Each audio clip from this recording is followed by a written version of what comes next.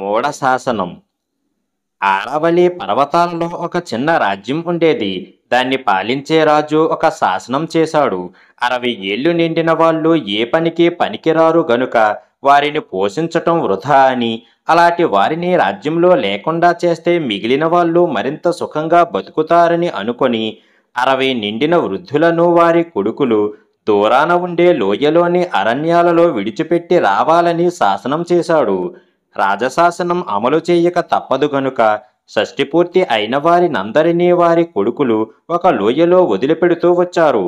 ఆ లోయకు షష్ఠిపూర్తి లోయ అనే పేరు వచ్చింది. ఆ ముసలివాళ్ళు ఆ లోయలో కొంతకాలం ఎలాగో ప్రాణాలు నిలుపుకొని ఆ తర్వాత దిక్కులేని చావు చచ్చేవాళ్ళు. ఒక ముసలివాడికి 60 ఏళ్లు నిండాయి. శాసనం ప్రకారం ముసలివాణ్ణి ఆయన కొడుకు మెడల మీద మోసుకొని లోయలో వదిలిపెట్టడానికి బయలుదేరాడు. వాళ్ళు మామూలు మార్గాలు దాటి అరణ్య మార్గం ప్రవేశించగానే పైన ఉన్న ముసలివాడు తన చేతికి అందిన కొమ్మల మండలను విరిచి కింద పారేయసాగాడు. ఎందుకలా చేస్తున్నావు నాన్న? దారి గుర్తుపెట్టుకొని మళ్ళీ తిరిగి వద్దామనా అని కొడుకు అడిగాడు. కాదురా బాబు, నువ్వు తిరిగి వెళ్ళేటప్పుడు దారి తప్పుతావేమోనని అన్నాడు తండ్రి. తన పైన అంత ప్రేమగల తండ్రిని లోయలో వదిలి రావటానికి కొడుక్కి మనసొప్పలేదు. వాడు అర్ధరాత్రి దాటిన మీదట తండ్రిని ఇంటికి మోసుకువచ్చి అటకపైన దాచి ఎవరికీ తెలియకుండా కాపాడుతూ వచ్చాడు. రాజుగారు చేసిన మూఢశాసనం ప్రజలకు చాలా కంటకింపుగా ఉన్నది. 60 దాటిన తండ్రులు లేని వాళ్ళు కూడా ఆ శాసనాన్ని అసహ్యించుకున్నారు. అది గమనించి మంత్రి రాజుతో, మహారాజా, మీరు చేసిన షష్ఠిపూర్తి శాసనం వల్ల దేశానికి ఆర్థికంగా ఎంత మేలు కలుగుతుందో తెలియదు గాని జ్ఞానము అనుభవము గలవాళ్ళందరూ అకాల మృత్యువాత పడుతూ ఉంటే యువకులను సరి అయిన దారిలో నడిపించేవాళ్ళు లేకుండా పోతున్నారు. అందుచేత దేశానికి భరించరాని నష్టం కలుగుతున్నది అని అన్నాడు. రాజు ఈ మాట నమ్మలేదు. తాను చెప్పినది నిజమని రుజువు చేస్తానన్నాడు మంత్రి. ఆయన సలహాతో రాజు చాటింపు వేయించాడు. రాజ్యంలోని పౌరులందరూ బూడిదతో పేనిన తాళ్ళు పట్టుకురావాలి. బూడిదని తాడుగా పేనటం ఎలాగో పౌరులలో ఒక్కడికి కూడా అర్థం కాలేదు. తండ్రిని అటక మీద దాచినవాడు, నాన్న, బూడిదతో పేనిన తాళ్ళు పట్టుకురమ్మని రాజుగారు చాటింపు వేయించారు. అది ఎలా సాధ్యం అని అడిగాడు. తాడును కాల్చి బూడిద రూపు తెప్పించి అలాగే పట్టుకుపోయి రాజుగారికి చూపరా బాబు అని తండ్రి కొడుక్కి సలహా ఇచ్చాడు. వాడు తండ్రి చెప్పిన ప్రకారమే తాడును కాల్చి పట్టుకుపోయి రాజుగారికి చూపాడు. రాజ్యంలో మరెవరూ ఆ పని చెయ్యలేకపోయారు. భేస్, నువ్వు చాలా తెలివైన వాడివి అని రాజుగారు మెచ్చుకొని ఆ యువకుణ్ణి పంపేసి తరువాత మంత్రితో, చూశావా, తెలివితేటలు ముసలి వాళ్ళకే కాదు యువకులకి కూడా ఉంటాయి అని అన్నాడు. తెలివితేటలు కుర్రాడివి అవునో కాదో తేల్చుకోవడానికి ఇంకొక చాటింపు వేయించండి అని మంత్రి పౌరులకు మరొక పరీక్ష పెట్టాడు. దేశంలో ఉన్న పౌరులందరూ శంఖం మనలో నుంచి దారం దూర్చి రాజుగారికి తెచ్చి చూపాలి అని చాటింపు జరిగింది. అది ఎలా సాధ్యమో ఎవరికీ అర్థం కాలేదు. తండ్రిని దాచిన యువకుడు మళ్ళీ తండ్రినే సలహా అడిగాడు. నాయనా, ఒక చిన్న బియ్యపు గింజకు సన్నని దారం కట్టి ఒక చీమకు అందించి శంఖంలోకి పంపించు. అది మనలో ఉన్న బెజ్జం వెంబడి గింజతో సహా బయటికి వస్తుంది. బియ్యం గింజ వెంట దారం కూడా వస్తుంది. గింజను దారం నుంచి ఊడదీసి శంఖాన్ని తీసుకుపోయి రాజుగారికి చూపించు అన్నాడు తండ్రి. యువకుడు తండ్రి చెప్పినట్టే చేసి శంఖాన్ని దారంతో సహా తీసుకుపోయి రాజుకు చూపించాడు. వాడు తప్ప మరెవరూ శంఖాలకు దారం ఎక్కించి తీసుకురాలేదు. రాజు యువకుణ్ణి చూసి పరమానంద భరితుడు అయ్యాడు. మీరు కొంచెం ఉండండి మహారాజా, వీడే బూడిద తాడు కూడా తెచ్చినవాడు. యుక్తిగల పనులు రెండు వీడు తన స్వబుద్ధితో చేశాడంటే నేను నమ్మను అన్నాడు మంత్రి. మంత్రి గద్దించి నిజం చెప్పకపోతే దండించగలనన్న మీదట యువకుడు నిజం చెప్పేశాడు.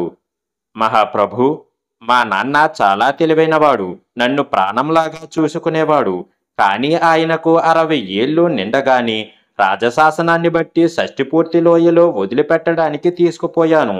తిరిగి వచ్చేటప్పుడు నేను దారి తప్పిపోతానేమోనని ఆయన అరణ్య మార్గం పొడుగునా నా కోసం చెట్ల కొమ్మలు విరిచిపడేశాడు. అది చూసి నేనాయనను లోయలో వదిలిపెట్టలేక ఇంటికి తెచ్చి కాపాడుకున్నాను. ఆయన సలహాపైనే నేను బూడిదతో పేనిన తాడు తెచ్చి తమకు చూపించాను. శంఖంలోకి దారం ఎక్కించే మార్గం చెప్పినది కూడా ఆయనే అన్నాడు ఆ యువకుడు. ఈ మాటలు వినగానే రాజుకు జ్ఞానోదయమయ్యింది.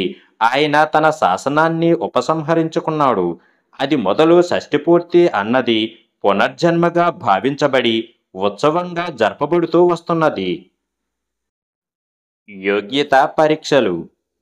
మానవదేశపు రాజు ఏటా పోటీలు పెట్టి రాజోద్యోగులుగా శిక్షణ పొందటానికి తగిన యువకులను తన కొలువులోకి తీసుకొని వాళ్లను తన మంత్రుల వద్ద, కోశాధికారి వద్ద, నగర రక్షకుడు వద్ద, న్యాయాధిపతి వద్ద, సేనాధిపతి కింద పని నేర్చుకునేటట్లు ఏర్పాట్లు చేస్తూ ఉండేవాడు. కాలక్రమాన ఆ యువకులు పెద్ద పెద్ద పదవుల్లోకి రాగలిగేవారు. పరీక్షలు పాండిత్యంలోనూ, గణిత శాస్త్రంలోనూ, తర్కం మొదలైన శాస్త్రాలలోనూ, అస్త్ర విద్యలలోనూ జరుగుతూ ఉండేవి. ఒక ఏడు మంత్రిగారు తన కింద పని నేర్చుకోవటానికి వచ్చిన వారిలో నుంచి 2 యువకులను ఎన్నుకున్నాడు. ఒకడి పేరు విజయుడు, రెండోవాడి పేరు విమలుడు. ఇద్దరూ నీతి శాస్త్రంలోనూ తర్కశాస్త్రంలోనూ సమానమైన పాండిత్యం గలవారే. అందుచేత యుక్తి, లౌక్యము మొదలైన వాటిలో ఎవరు మెరుగో తెలుసుకుందామని మంత్రి వారికి ఒక పరీక్ష పెట్టాడు. ఆయన విమలుడికి ఒక బుట్ట, విజయుడికి ఒక బుట్ట ఇచ్చి ఇద్దరినీ చెరొక గ్రామానికి వెళ్ళమని, వాటిని ఫలాని వారికిచ్చి అవి ముట్టినట్టు రసీదులు పట్టుకురమ్మని, ఆ గ్రామాలు అట్టే దూరం లేవని అన్నాడు. మంత్రి చెప్పిన పని మీద విమలుడు, విజయుడు వేరువేరు మార్గాల వెంట బయలుదేరారు. విమలుడు మంత్రి చెప్పిన రహదారిన మధ్యాహ్నం దాకా నడిచాడు. తాను చేరవలసిన గ్రామం రాలేదు సరికదా, ఆ దారిన మరొక గ్రామమైనా తగలలేదు. పైన ఎండమాడిపోతున్నది. కడుపులో ఆకలి కరకరలాడుతున్నది.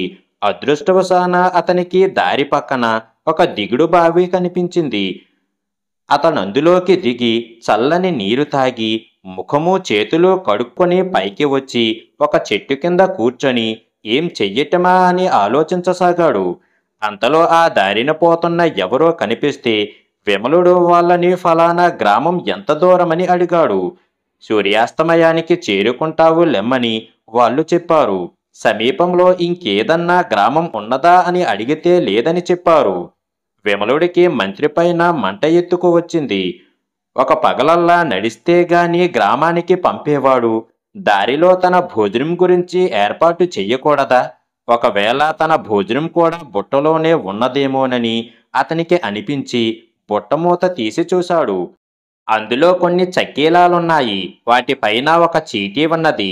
ఆ చీటీలో ఇలా రాసి ఉన్నది: ఈ బుట్టలో 300 చక్కీలాలున్నవి. అవి ముట్టినట్టు తెలుపగలరు. చక్కీలాలు అదనంగా ఉన్నాయేమోనని విమలుడు బుట్టలో ఉన్న వాటిని లెక్కపెట్టాడు. 300 ఉన్నాయి. ఒక్కటి కూడా మిగులలేదు. మంత్రిత్వ శిక్షణ పొందబోయేవాడికి చక్కీలాల మూత పని ఇస్తాడా మంత్రి? ఆయనకు సభ్యత కూడా తెలిసినట్టు లేదు అనుకొని విమలుడు బుట్టలో ఉండే చక్కీలాలలో 15 తీసుకొని తినేశాడు. దారిలో ఆకలైతే తినేశానంటే మంత్రి తలగొట్టి మొలేస్తాడా అని విమలుడి ధైర్యం.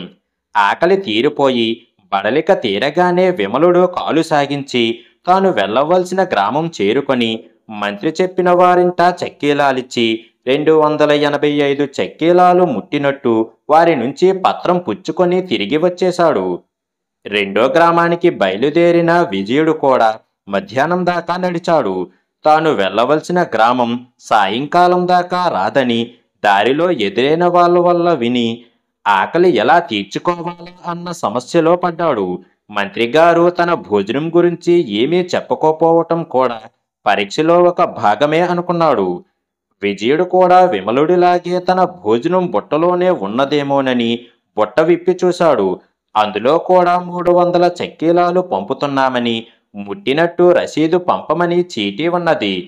బుట్టలో ఉన్న చక్కీలాలు లెక్క పెడితే సరిగ్గా 300 ఉన్నాయి. ఒక్కటి కూడా కొసరు లేదు. విజయుడు యుక్తి గలవాడు. అతడు ఒక్కొక్క చక్కీలమే తిని దాని వెలుపల చుట్టూ మాత్రం తుంచి తనపై బుట్టలో వెయ్యసాగాడు.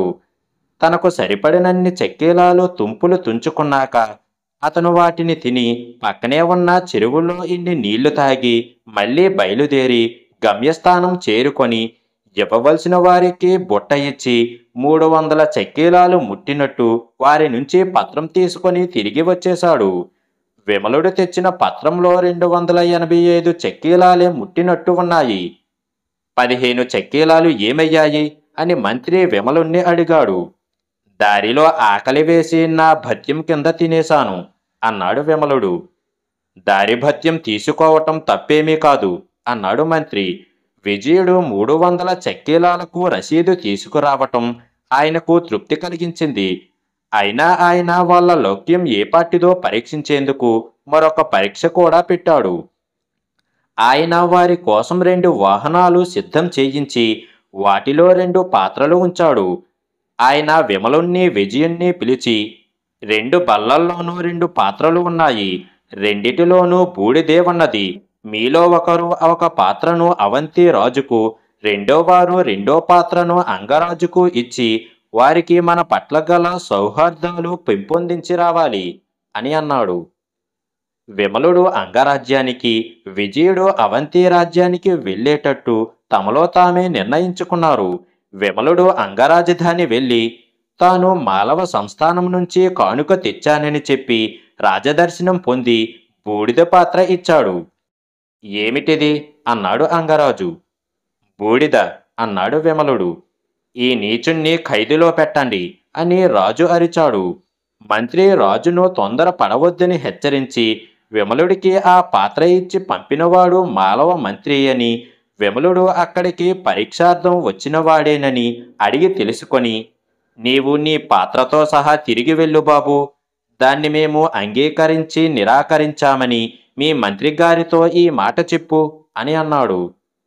విమలుడికి చావు తప్పి కన్ను లొట్టపోయినంత పని అయ్యింది. బతుకు జీవుడా అని అతను చప్పున బండిలో ఎక్కి బూడిద పాత్రతో సహా తిరుగు ప్రయాణమయ్యాడు. ఈ లోపల విజయుడు కూడా అవంతి రాజు వద్దకు వెళ్ళాడు. మంత్రి పరీక్ష కొరకే తనకి ప్రమాదకరమైన పని అప్పగించినట్టు అతనికి సులువుగానే తెలిసింది. అందుచేత అతను అవంతి రాజుకు ఆ బూడిదను ఎలా బహుకరించాలో దారిలోనే నిర్ణయించుకున్నాడు. అవంతి రాజుకు అతను నమస్కారం చేసి, మహారాజా, నేను మాలవ ఆస్థానం నుంచి తమకొక చిన్న కానుక తెస్తున్నాను. మా రాజుగారు మంత్రిగారు తమకు శుభాకాంక్షలు తెలిపి ఈ పాత్రలోని భస్మం తమకి ఇవ్వమన్నారు. ఇటీవల మా రాజుగారు కాశీయాత్ర చేసి ఒక యోగేశ్వరుడి ఆధ్వర్యాన గొప్ప యజ్ఞం చేశారు. ఇది ఆ యజ్ఞగుండంలోని భస్మం. భూత ప్రేతాదులను నివారిస్తుందని, తమకు తమ ప్రజలకు ఆయురారోగ్య ఐశ్వర్యాభివృద్ధి కలిగిస్తుందని, తమకు వారి పట్ల గల స్నేహ సౌహార్దాలు పెంపొందాలని కోరుతూ వారి భస్మాన్ని తమకు కానుకగా పంపారు అని అన్నాడు. అవంతిరాజు పరమానంద భరితుడై ఆ బూడిద పాత్రను తన అంతఃపురానికి పంపించి విజయుడికి అతిథి సత్కారాలు ఏర్పాట్లు చేయించి అతను తిరిగి వెళ్ళేటప్పుడు అతనికి, మహారాజుకు, మంత్రికి అంతులేని కానుకలిచ్చి పంపేశాడు. విమలుడు అప్పటికే బూడిద పాత్రతో తిరిగి వచ్చి మంత్రిని చూసి, రాజుగారి కొలువంటే ఇలాంటి ప్రమాదాలతో కూడినది అయి ఉంటుందంటే నన్ను వదిలేయండి, సెలవు అని తన ఊరికి వెళ్ళిపోయాడు. తర్వాత విజయుడు వచ్చి రాజుగారికి, మంత్రిగారికి అవంతిరాజు పంపిన కానుకలు అందజేసి తాను తన పని ఎలా సానుకూలం చేసుకు వచ్చినది చెప్పి, మహామంత్రి, ఇంకేమైనా పరీక్షలు పెడతారా అని అడిగాడు. లేదు, ఇవాళే నీవు కొలువులో చేరవచ్చు అన్నాడు మంత్రి. 5 మూర్ఖులు. ఒకప్పుడు ఉజ్జయిని నగరరాజు చనిపోగా ఆయన కొడుకు మేధావంతుడనేవాడు పట్టాభిషేకం చేయించుకొని రాజయ్యాడు. అతను పేరుకు మాత్రమే మేధావంతుడు, తెలివితేటలకు ఒట్టి చవట. అతనికి సుబుద్ధి అనే బాల్యమిత్రుడు ఒకడు ఉండేవాడు.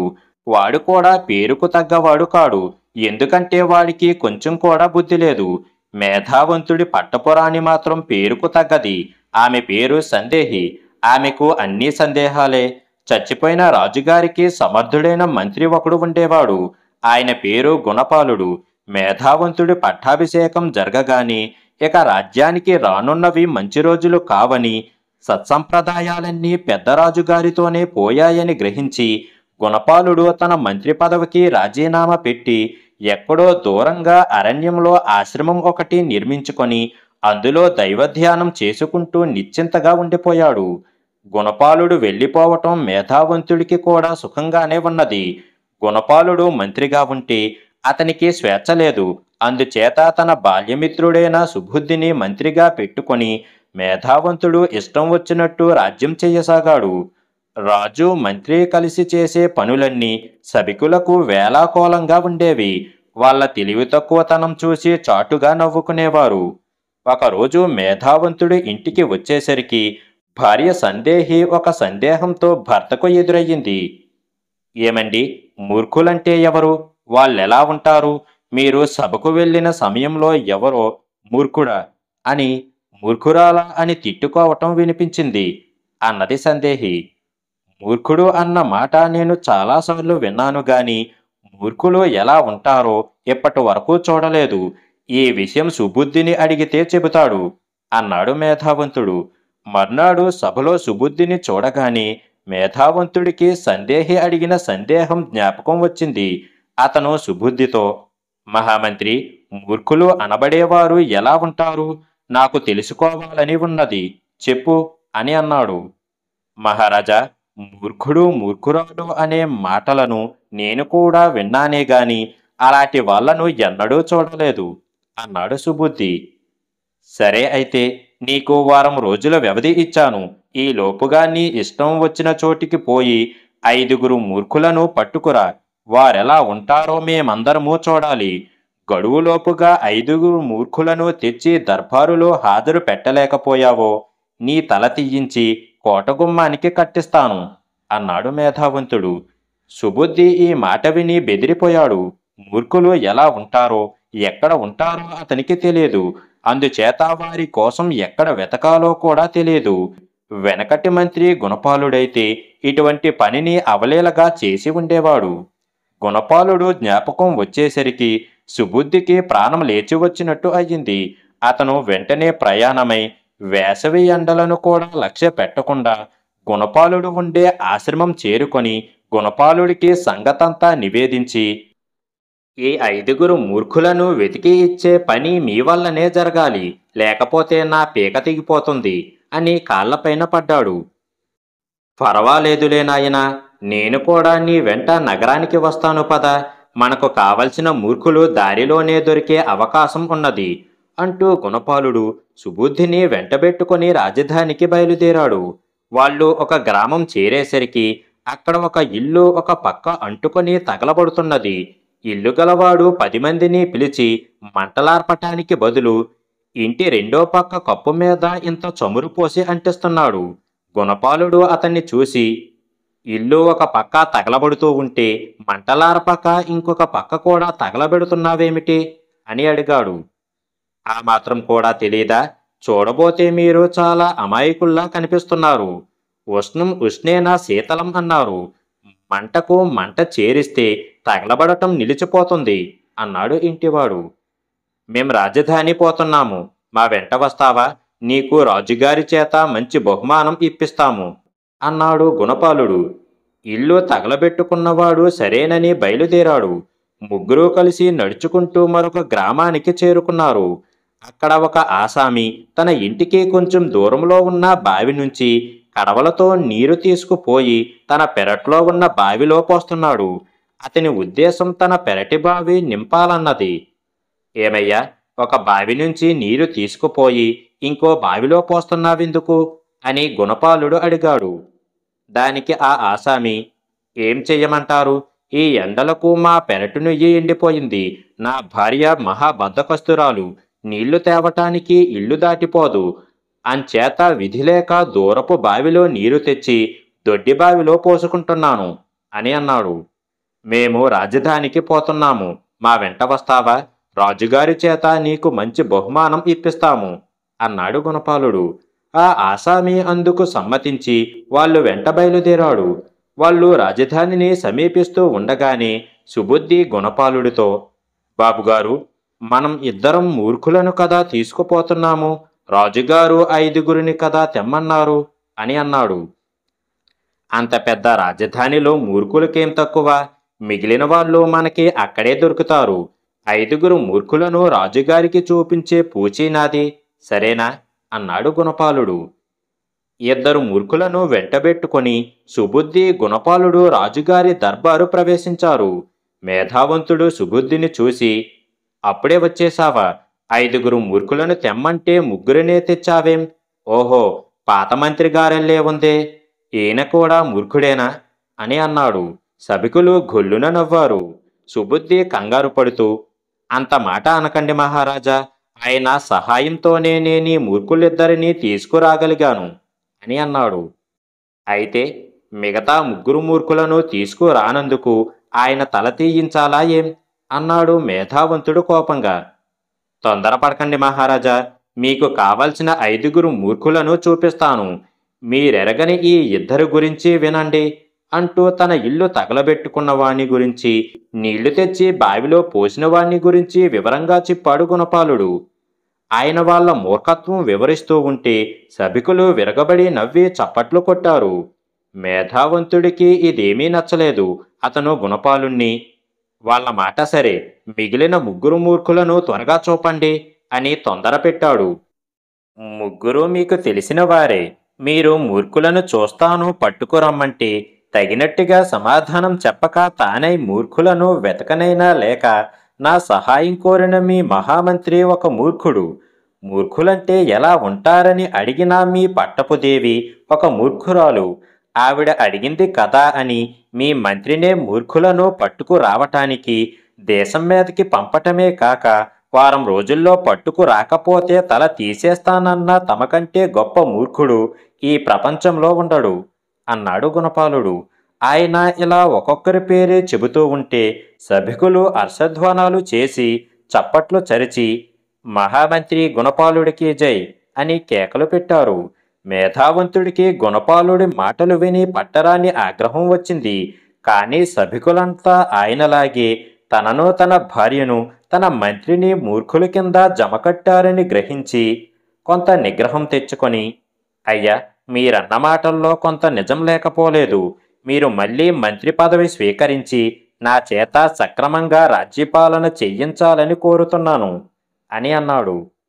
నేను వానప్రస్థం చేసుకుంటున్నవాణ్ణి. నాకీ మంత్రి పదవి దేనికి? మూర్ఖులు ఎలా ఉంటారు అన్న విచారం మానేసి మూర్ఖత్వం ఎలా ఉంటుందో తెలుసుకొని మీరే ప్రజారంజకంగా రాజ్యం చేసుకోండి అని చెప్పి గుణపాలుడు తన ఆశ్రమానికి వెళ్ళిపోయాడు.